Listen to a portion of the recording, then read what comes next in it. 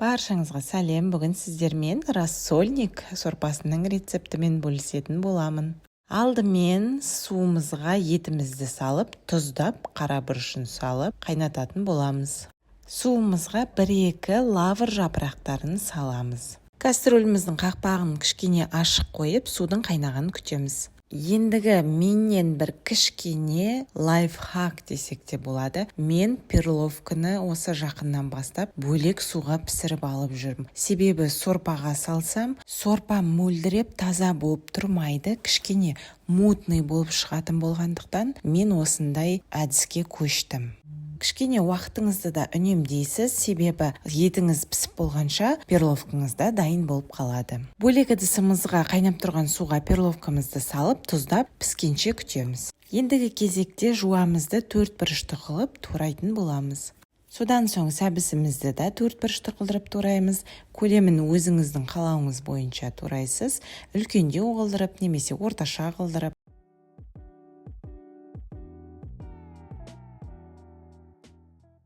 Келесі ең басты қажетті затымыз бұл тұздалған қияр. Оны да 4 бұрышты қылып турап дайындап қоямыз. Енді сковородкамызды қыздырып алып, үстінен сұйық майды құямыз.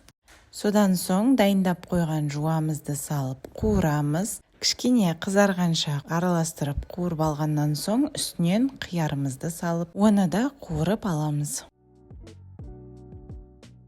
Жуамыз бен сәбізімізді дәміне қарай тұздаймыз және де қара бұрыш саламыз. Ал сіздер өздеріңіздің қалауыңыз бойынша тағы да дәмдеуіштер қосуыңызға болады. Сәбізіміз кішкене жұмсарған соң үстінен тұздалған қиярларымызды қосып араластырамыз. Енді осы кезде томатный пастамызды салып араластыруымыз қажет еді, бірақ менде томатный паста бітіп қалғандықтан, ыстықшымда қатырып қойған қызанақтар бар болғандықтан, соны шығарып, сыртындағы қабығын алып тастап, 4 бұрышты қылдырып кесіп, қызанақты қосқан болатынмын. Ал сіздер қалауыңыз бойынша балғын қызанақты қосуыңызға болады, немесе сол томат пастасын қосуыңызға болады. Қуырылып жатқан пияз, сәбіз, қиярымызға кішкене су құйған болатынмын. Оның үстінен қызанағымызды қосып, араластырып, тағы да кішкене су қойып, қақпағын жауып бұқтыратын боламыз. Мен міндетті түрде әрқашан сорпамды сүзгіден өткізіп аламын. Сорпам таза болса да, бұл артық етпейді деп ойлаймын. Неке осындай мөлдіреп тұрған таза сорпаға дайын перловкамыздың өзін саламыз, суын бөлек төгіп тастадым. Келесі сорпамызға картобымызды тазалап, 4 бұрышты қылып бөліктерге бөліп, сорпамызға салып пісіреміз.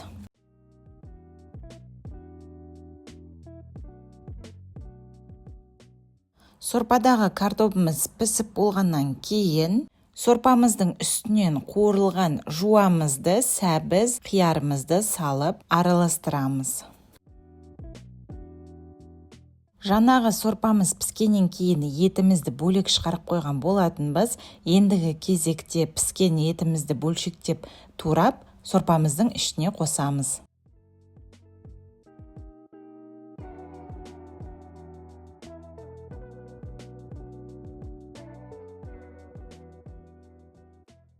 Мінекей сорпамыз толықтай дайын болды. Туралған еттерімізді салып, қақпағын жауып, кішкене бұқтырып аламыз.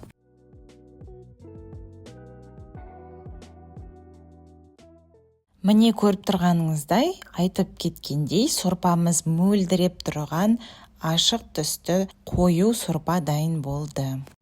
Қарағандарыңызға көп рахмет, лайк басып, комментарий жаза кетіңіздер. Міндетті түрде менің парақшама тіркеліп кетіңіздер, қазақша контентті қолдайық.